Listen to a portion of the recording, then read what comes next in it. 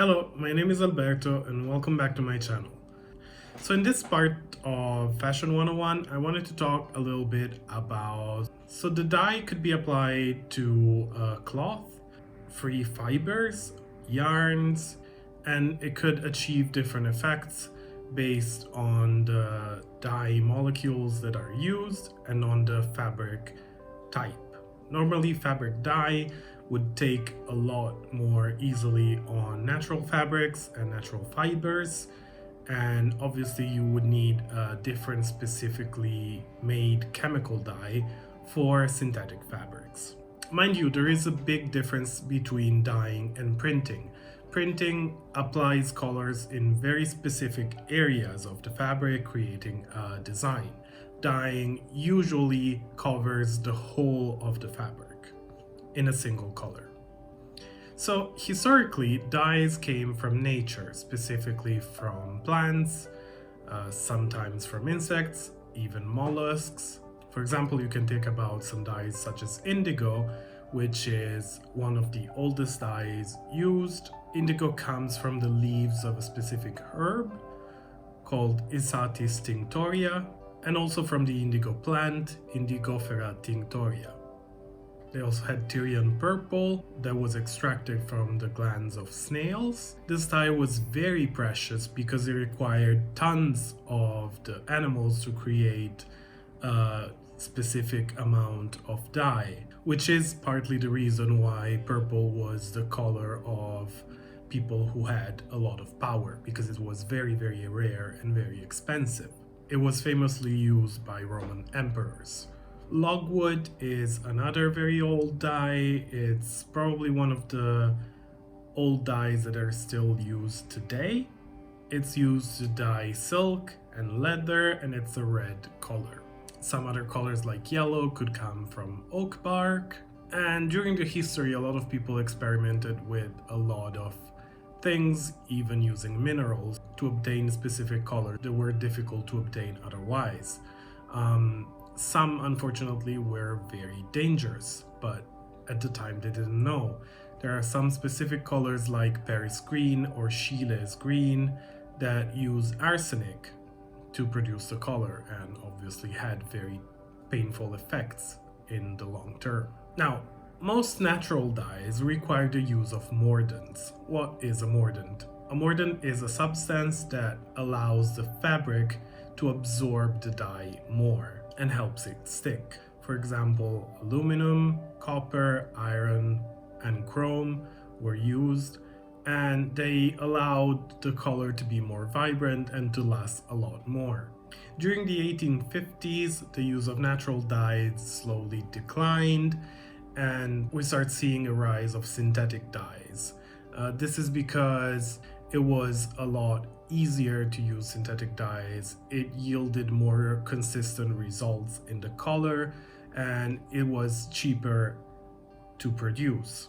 From then on until today, synthetic dyes are the most used in industrial processes, and there have been a lot of efforts from different companies and laboratories in order to make synthetic dyes a lot more eco-friendly and to lessen their impact on the environment. Now, dyeing could be a very simple process, obtaining just a uniform color, but it could also be used in a decorative process. Some of these applications would include shibori. Shibori is a Japanese method of dyeing that comes from the verb shiboru, which means to wring or squeeze or press. It's a manual resist technique. There are many ways to create shibori, but the main ones could be divided in three main categories. Kokechi, which is a tied or bound resist, Rokechi, which is a wax resist, and Kyokechi, which is a resist where fabric is folded and pleated and clamped between two wooden blocks. Most techniques are enclosed in these categories, but have wildly different names and results. A sort of modern version of shibori is tie-dye. Tie-dye is a term that was invented in the 60s in North America, and it's a mixture of ancient resist dyeing techniques that produce wildly different results. The process typically consists of folding and tying the fabric in different ways, and then color is applied to obtain a design. The main difference between more traditional resist dyeing processes and tie-dye is that tie-dye tends to use a lot brighter colors, saturated primary colors, and bold patterns. The boldness of these colors and patterns allowed tie-dye to become a sort of cliche of the 60s and 70s. Think about hippie patterns and designs. However, tie-dye is having a bit of a resurgence in more artisanal fashion shops, let's say, and it's trying to be used in a more elegant way. Batik is an Indonesian technique, which is a wax resist dyeing technique, where wax is applied to the whole cloth and then crumpled and submerged in a dark dye to create a sort of crackled effect. It originated from Java, Indonesia. It's made in different ways by either drawing lines on dots with wax, using a spouted tool called changteng, or by printing the resist with a copper stamp called a cap.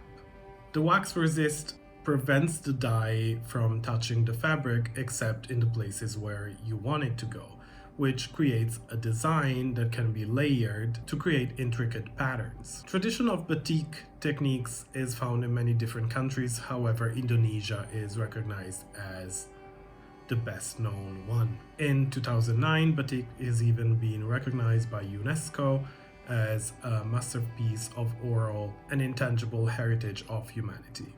Some other techniques involve dip dye, such as low water immersion dye or ombre immersion dye. Now, all of these techniques remain more artisanal and less suited for industrial production because it would be too difficult to make very, very big pieces of fabric, and it's usually more done on either small pieces of cloth before using them or on single pieces. I hope you liked the video and you found it interesting. If you're new to the channel, please subscribe. It would be a great help. Put a like to the video. If you want, you can leave me comments, leaving questions, or telling me what you would like to see in the next video. For now, I'll thank you and I'll see you next week. Bye.